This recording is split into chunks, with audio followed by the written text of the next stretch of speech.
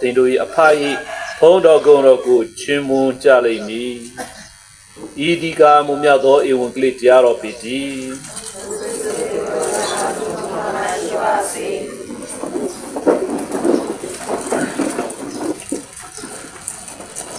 အားလုံးတူတကွနည်းနည်းစဉ်းစားကြည့်အောင်နော်မိဖို့ကြောင့်ထဲမှာရှိနေတဲ့ဆားမြင်ဘူးလားအဲ့ဒီဆားကဘာလုပ်ဖို့လဲနော်ဟင်းချက်ဖို့တေးချတော့ဗောနော်ဟင်းချက်ဖို့အဲ့ဒါပထမဆုံးချက်ပေါ့နော်ဘာဖြစ်လဲဆိုလို့ရှိရင်တော့ချက်တဲ့ဟင်းဘာလို့စားထဲလဲစားကောင်းအောင်လို့နော်ဒါဆိုလို့ရှိရင်တော့အမှမိဖို့ပေါ်မှာတည်ထားတဲ့ဟင်းတီဟင်းရွက်အသားငါပဲဖြစ်ပေါ်တော့ဒီကောင်းလေးချက်ထားပြီးတဲ့နောက်စားကိုမဖြစ်မနေထည့်ရတယ်စားမထည့်ဘူးဆိုလို့ရှိရင်တော့စားလို့မကောင်းဘူးပေါ့နော်ဒါဆိုလို့ရှိရင်တော့ကောင်းတဲ့အရာကိုပိုးပြမကောင်းအောင်ကျွန်တော်တို့ကစားကိုသုံးပြတော့ပေါ့နော်နောက်ပြီးစားကိုပါထားလို့သေးလဲပါအတွက်မတုတ်မတိုးအောင်နော်မတုတ်မတိုးအောင်ဆိုစားနဲ့ထိန်းထားရတယ်ခုနကတော့ကော်ဖီထိုင်တောက်ရင်းနဲ့အမတော်စုကဒီဟိုအမေသားကိုလိဖြာပြတော့မှစားနဲ့နေတာကိုတွေ့ရတယ်စားနဲ့နေပြတော့မှဘာလို့လဲဆိုလို့ရှိရင်တော့ဟိုအချောက်လမ်းမှုပေါ့နော်ပြောမယ်ဆိုလို့ရှိရင်တော့ဒီအသားတို့ငါးတို့အသီးရွက်ကစပေါ့နော်ကောင်းပြီးသားဒါကိုအကြိုက်ထိန်သွားနိုင်အောင်ပေါ့နော်ဒါဆိုရှင်တော့မနေ့ဖန်တစ်ပတ်ခါနောက်တစ်ပတ်မှစားနိုင်အောင်မပြည့်အောင်ပေါ့နော်အဲ့ဒါကိုထိန်ဖို့အတွက်ဆိုတာကစားကထိန်သိမ်းရေးမှာတာဝန်ရှိတာပေါ့နော်လှုပ်အရေးချင်းရှိတယ်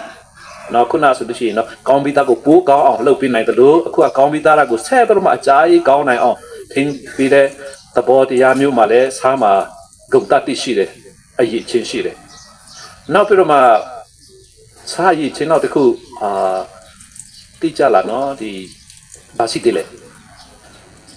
အနာယောဂါတွေကိုစားနဲ့ကုသရကြဘူးလား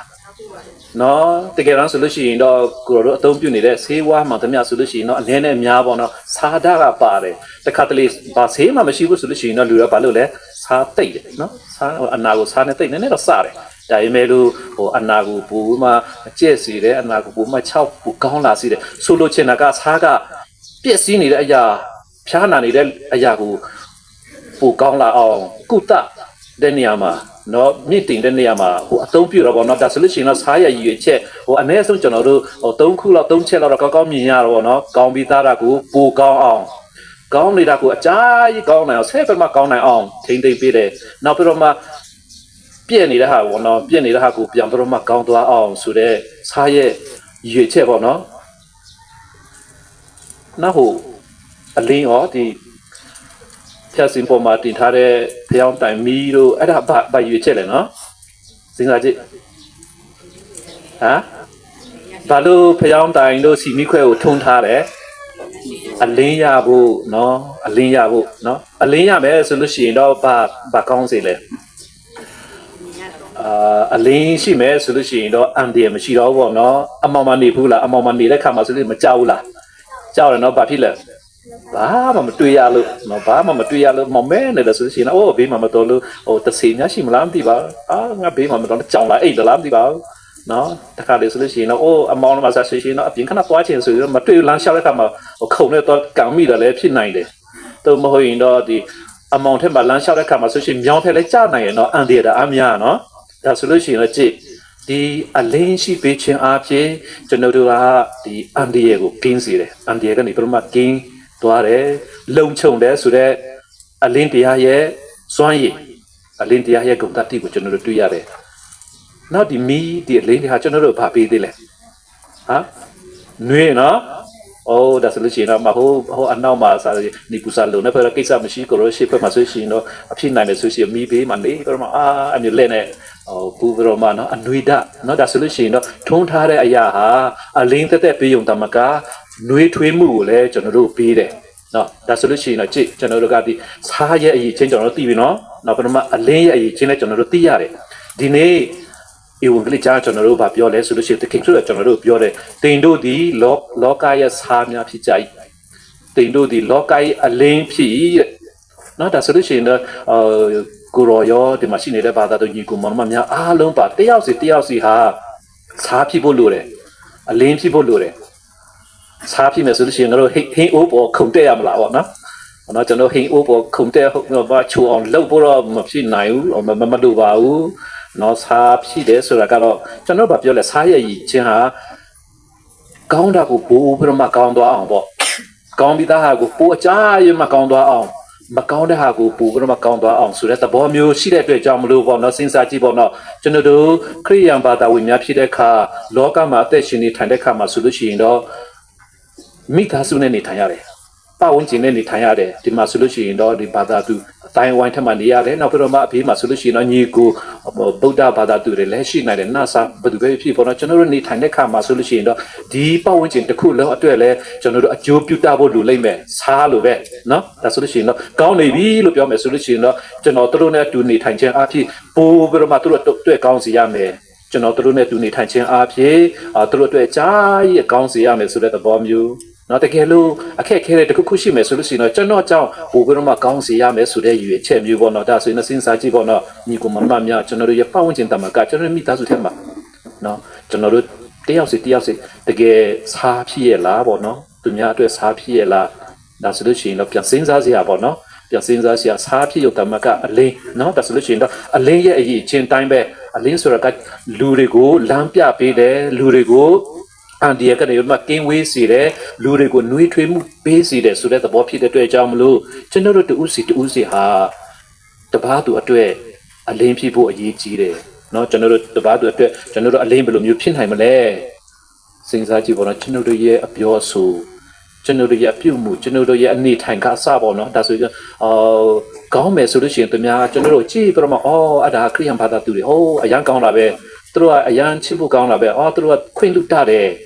်သူတို့ကနားလည်မှုထားတတ်တယ်အစသဖြင့်ပေါ့နော်လူတွေမြင်ပြီးတော့မှကျွန်တော်တို့ကိုအလင်းလိုမြင်ပြီးတော့မှကောင်းစေတယ်ဒါဆိုလို့ရှိရင်အဲ့လိုနေအားဖြင့်ကျွန်တော်တို့ဒီတပတ်တို့အတွက်အလင်းဖြစ်ဖို့တော့လူအားတာပေါ့နော်ဒါကြောင့်မလို့ prophet Heshaya ပထမကျမ်းထဲမှာခုနဖတ်ကြတာတော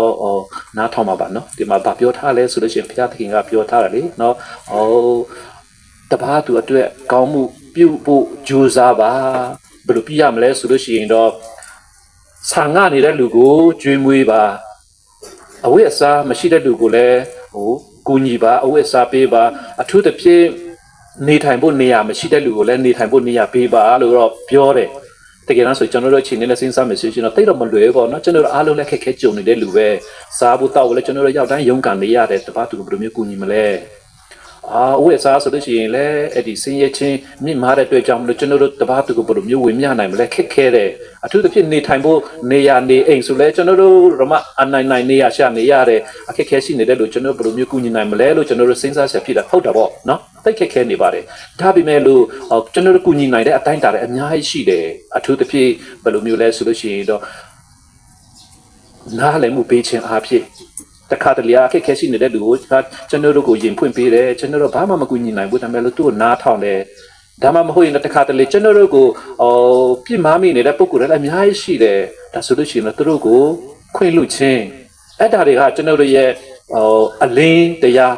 းကောင်းမှုကုသိုလ်တွေပဲဖြစ်တယ်เนาะဒါကျွန်တော်တို့တပတ်သူကိုခွင့်လွှတ်ခြင်းနားလည်ပေးမှုထားရှိခြင်းအဲ့ဒါကျွန်တော်တို့ပြုလုပ်နိုင်တဲ့အခါမှာလူတွေကြည့်ပြတော့မှသူတို့ကသိကောင်းတယ်သူတို့ပြတဲ့လမ်းဟာသိကောင်းတာပဲဆိုပြတော့မှကျွန်တော်တို့ကိုဖျားခင်ရဲ့တာသမီပုံစံလိုမျိုးကောင်းကောင်းမြင်ပြတော့မှသူတို့လည်းကောင်းအောင်ကြိုးစားနိုင်တယ်ဆိုတဲ့သဘောမျိုးเนาะအထူးသဖြင့်ကျွန်တော်ရဲ့အတိုင်းဝိုင်းထဲမှာကျွန်တော်မိသားစုမှာပြန်စဉ်းစားကြည့်ပေါ့နော်မိဘဖြစ်နေတဲ့လူဆိုလို့ရှိရင်လည်းကိုယ့်ရဲ့သားသမီးတွေကိုလမ်းကောင်းပြဖို့เนาะမာယွင်းတာကိုမာယွင်းတယ်ပြောရဲဆိုရဲပြောတတ်ဆိုတတ်လမ်းညွန်တမယ်ဆိုလို့ရှိရင်လည်းအတားကကျွန်တော်တို့ကသားသမီးတွေအတွက်အလင်းဖြစ်နေတာပဲသားသမီးတွေလည်းဒီအတိုင်းပဲပေါ့နော်ဒီမှာစာကျူးစားလင်းလင်းမမနေမိဘစကားနားထောင်အမျိုးကျွန်တော်နေချင်းအားဖြင့်ဘေးမှာရှိနေတဲ့ကျွန်တော်တငယ်ချင်းအမြင်ရတယ်အားရစရာကြီးလိမ်မာလိုက်တာလို့ပြောမယ်ဆိုလို့ရှိရင်အတားကကျွန်တော်တို့အလင်းဖြစ်နေတာပဲကျွန်တော်တို့စားဖြစ်နေတာပဲเนาะအတားတွေကိုပေါ့နော်ဆရာမတွေရဲ့တောင်ဝူတရားလည်းဒီအတိုင်းပဲပေါ့အထူးသဖြင့်ကိုတော့အားပေးချင်တာကတော့အခုကျွန်တော်တို့ခိတ်မှာဆိုလို့ရှိရင်တော့ social media ပေါ့နော်ဒီonline internet Facebook ဘာပဲဖြစ်ပေါ့နော်အပေါ်မှာဆိုလို့ရှိရင်ကျွန်တော်တို့အများကြီးတွေ့ရတများကျွန်တော်တို့ကိုအများကြီးမြင်တယ်နော်အမှကိုတော့ဆိုလို့ရှိရင်တော့တငယ်ချင်းတော့50ရောက်လောက်ပဲရှိတာပေါ့ဒါပေမဲ့လို့line ပေါ်မှာတစ်ခုရေးလိုက်တစ်ခုပြောလိုက်မယ်ဆိုလို့ရှိရင်တက္ကပါလုံးကမြင်နေရတယ်တက္ကပါလုံးကမြင်နေရတယ် ဒါဆိုလို့ရှိရင်တော့ကိုရေးတဲ့ຢာတစ်ခုဆိုလို့ရှိရင်တော့တကယ်လို့ကောင်းမယ်ဆိုလို့ရှိရင်တော့ဟိုအားလုံးအားသိကောင်းတာပဲသိအားရတာပဲတွေးစရာတွေမြင်ပြီးတော့မှအားယူတယ်ခွန်အားရတယ်ဒါဆိုလို့ရှိရင်တော့အလင်းဖြစ်တော့ပေါ့နော်ဒါပေမဲ့တစ်ခါတလေဆိုလို့ရှိရင်တော့ဟိုစိတ်ဆိုးမှန်ဆိုးနေဟိုမဟုတ်မဟာတဲ့ဟာရှောက်ကြီးမသိလျော်တဲ့စကားလုံးတွေဒါမှမဟုတ်တော့မသိလျော်တဲ့ပြုမှုတွေပြုလုပ်ပြတဲ့အခါမှာဆိုလို့ရှိရင်တော့ကိုယ်တငယ်ချင်းလည်းမြင်ရတယ်ကိုယ်တငယ်ချင်းမဟုတ်တဲ့လို့ဟိုဘယ်ကဘာလဲအားလုံးမြင်တော့ဟာဒီလူတော့ဆိုးကလားဟာကြည်ပရမစိတ်ညစ်နေရတယ်ကြည်ပရမစိတ်ပြက်နေရတယ်ခွန်အားမရဘူးအမျိုးဖြစ်တဲ့အခါမှာဆိုလို့ရှိရင်တော့စဉ်းစားကြည့်ကျွန်တော်တို့ကစားအမှန်တကယ်ဖြစ်ရလားပေါ့စားတော့စားပါပဲဒါပေမဲ့လို့အငံတာမရှိတဲ့စားဒါဆိုပြစ်ထုတ်ပေါ့ခုနကကျန်းစာပြောနော်စားဖြစ်ရတဲ့အငံတာမပေးနိုင်ဘူးဆိုလို့ရှိရင်တော့ပြစ်ထုတ်လိုက်လူတွေရဲ့နင်းချချင်းပဲခံရမယ်အလင်းဖြစ်ရတဲ့နဲ့တကယ်လို့ဟိုပါလေဒီစီမီခွဲဖြစ်ရတဲ့နဲ့တပားသူအတွက်အလင်းမပေးဘူးဟိုးတောင်းအောင်ပလိုင်းအောင်တော့ဖုံးထားမယ်ဆိုလို့ရှိရင်တော့သူများအတွက်ဘာမှအလင်းမရှိဘူးလေအတော့မကြဘူးနော်ဒါမဲ့သခင်ဖျားပါပြောထားလဲဆိုလို့ရှိရင်တော့စားဖြစ်ပြတော့မှတပားသူအတွက်အငံတာပေးတရမယ်အလင်းဖြစ်ပြတော့မှတပားသူအတွက်ဂျိုးပြုတ်တရမယ်အလင်းစီမီခွဲဖျောင်းတိုင်လို့ဆိုရှင်အမြင့်ဆုံးတင်ထားပြတော့မှအမောင်ထက်မှာရှိနေတဲ့လူတွေအတွက်အကူအညီပေးနိုင်ရမယ်ဆိုတဲ့သဘောမျိုးပေါ့နော်အဲ့ဒါကျွန်တော်တို့ဖြစ်ဖို့ရည်ကြီးတယ်ဒါဆိုလို့ရှိရင်ကိုတော့အားပေးခြင်းတယ်နော်ဒီကနေ့တမန်ကျမ်းစာကျွန်တော်တို့ပြောတဲ့စားများဖြစ်ကြပါအလင်းဖြစ်ကြပါတပားသူအတွက်နော်ဒါဆိုလို့ရှိရင်တော့စားဖြစ်ဖို့အလင်းဖြစ်ဖို့ခုနကိုကောင်းအောင်နေထိုင်ဖို့တပားသူကိုလမ်းကောင်းပြနိုင်ဖို့တခါတည်းလက်ခက်ခဲတယ်နော်အပြောရတာလွယ်တယ်ဒါပေမဲ့လို့ကျင့်ရတာအရန်ခက်တယ်ဒါပေမဲ့လို့ဒီလိုမျိုးကျင့်ရအရန်ခက်တဲ့ခါမှာဆိုလို့ရှိရင်ကျွန်တော်ဘာလုပ်ရမလဲAccording to all that's a Patama song ခုနဖားတဲ့ဟာကိုနားလေလားမသိနားရလေမှာပါနော်ဗာပြောလဲဆိုလို့ရှိရင်တော့ရှင်ပေါလုကသူကပြောလဲဆိုလို့ရှိရင်တော့ကျွန်ုပ်ဟာဘုရားသခင်ရဲ့တရားတော်ကိုဟောကြားနေတယ်ကျွန်ုပ်အများကြီးစကားပြောတတ်တယ်ကျွန်ုပ်အများကြီးတွေးခေါ်တတ်တယ်ဒါပေမဲ့ဒီအရာများအားလုံးဟာကျွန်ုပ်ရဲ့ကိုယ်ပိုင်အရင်ချင်းမဟုတ်ဘူးဖယားသခင်စီကနေကျွန်ုပ်ရတယ်အထူးသဖြင့်ဗမာရတယ်ဆိုလို့ရှိရင်တော့အင်္ဂလိပ်လိုပြောတာသူကပြောလဲဆိုလို့ရှိရင်တော့ I got it from Christ crucifiedနဲ့ဝါကားတိုင်ပေါ်မှာဒုက္ခစရိခံနေတဲ့သခင်ခရစ်တော်ထံကနေပြမကျွန်ုပ်ရရှိတယ်နော်ကျွန်ုပ်မှာကိုယ်ပိုင်ရည်ချင်းမရှိဘူးဒါပေမဲ့လို့ဘုရားသခင်စီကနေကျွန်ုပ်အားလုံးရတယ်ဆိုလိုချင်တာကတော့ကျွန်တော်တို့လိုအပ်နေတဲ့ခွန်အားဆိုလို့ရှိရင်တော့ဘုရားသခင်စီကိုကျွန်တော်တို့ရတယ်ဒါဆိုလို့ရှိရင်ဘုရားစီကနေကျွန်တော်တောင်းခံဖို့ပဲလိုတယ်ကျွန်တော်တို့ပြုလုပ်နေတဲ့မိစ္ဆာတရားပေါ့နော်ပူဇော်မဲ့မိစ္ဆာတရားဟာပါလေသခင်ခရစ်တော်ရဲ့ဒုက္ခစရိယခံခြင်းအထိန်အမှဖြစ်တယ်နော်ဒါဆိုလို့ရှိရင်တော့ဒီသခင်ခရစ်တော်ရဲ့ဒုက္ခခံခြင်း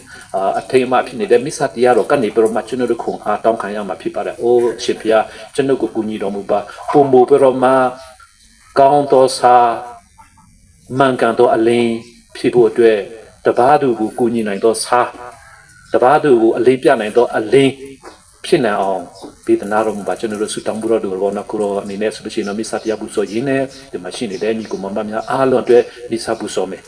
နော်မိစ္ဆာပူဇော်တဲ့ခါမှာဆိုလို့ရှိရင်ခုနဖတ်ကြားနေရတဲ့ရည်ရွယ်ချက်အတိုင်းပဲတချို့ဆိုလို့ရှိရင်တော့ခြေတောက်နာတယ်လမ်းလျှောက်ချင်တယ်ဖျားခရဲကူညီလိုချင်နေတယ်လိုအပ်နေတယ်တချို့ဆိုလို့ရှိရင်မိသားစုမှာခက်ခဲကြုံတွေ့နေရတဲ့ဇာဝုနေရေးတချို့လို့ဆိုရှင်တော့ဖျားနာနေတယ်ပြန်ကောင်းချင်တယ်နော်တချို့လို့ဆိုလို့ရှိရင်လည်းသိဆုံးသွားနေတဲ့မိဘညီကိုမောင်နှမရဲ့ဝိညာဉ်ကတင်ချင်းရရှိနိုင်အောင်ဆုတောင်းပေးတယ်အဲ့ဒါကိုကျွန်တော်တို့စိတ်ထဲမှာကျွန်တော်တို့ဆုတောင်းကြရအောင်